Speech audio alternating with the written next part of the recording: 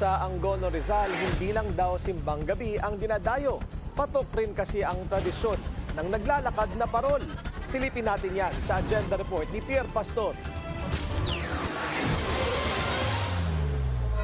Halos daang taon na raw ang tandaan ng tradisyon ng naglalakad na parol sa Angono, Rizal, na ginagawa sa Shrine of St. Clement tuwing misa ng Bispiras ng Pasko. Ang mga parol ay literal na pinagagalaw papunta sa altar. Sumisimbolo ang dalawang parol kina San Jose at Birhing Maria na sasalubong kay Jesus sa altar at sasabay sila sa mga tao na pupurihin si Jesus sa kanyang kaarawan. Yung parol sa gitna, dyan si Jesus Christ. Pagdating sa gitna, iilaw yung pinaka-parol na nasa gitna na may crown.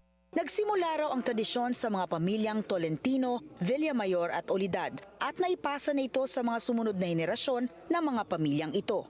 Dati raw itong ginagawa lamang sa bahay ng kapitana. Ngayon, fiesta pa lamang ng bayan ay nagsisimula na ang paghahanda para sa okasyon.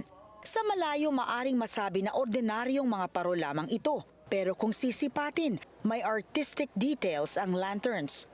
Patunay ng mabubusising kamay ng mga taga-Angono ang tinaguri ang Art Capital of the Philippines. Kada part ng parol, may mga may mga cut, may mga design. Siguro ganun kami kahilig sa art. Kaya lahat ultimong buntot may cut siya, may mga design. Nababago yan. Maliit lamang ang orihinal na parol na ginagamit dito. Pero habang lumalaki ang simbahan, ay binabagay din nila ang size ng parol. Palaki ito ng palaki, paganda rin ng paganda. Nagtutulungan ang mga parokyano para sa kanilang naglalakad na parol activity. Bagaman kaya naman ng parokya ang mga gastusin para dito, minamabuti nilang magtulungan at mag-ambagan.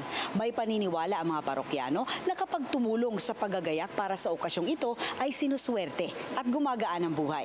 Para sa Agenda, Pierre Pastor, Billionaire News Channel.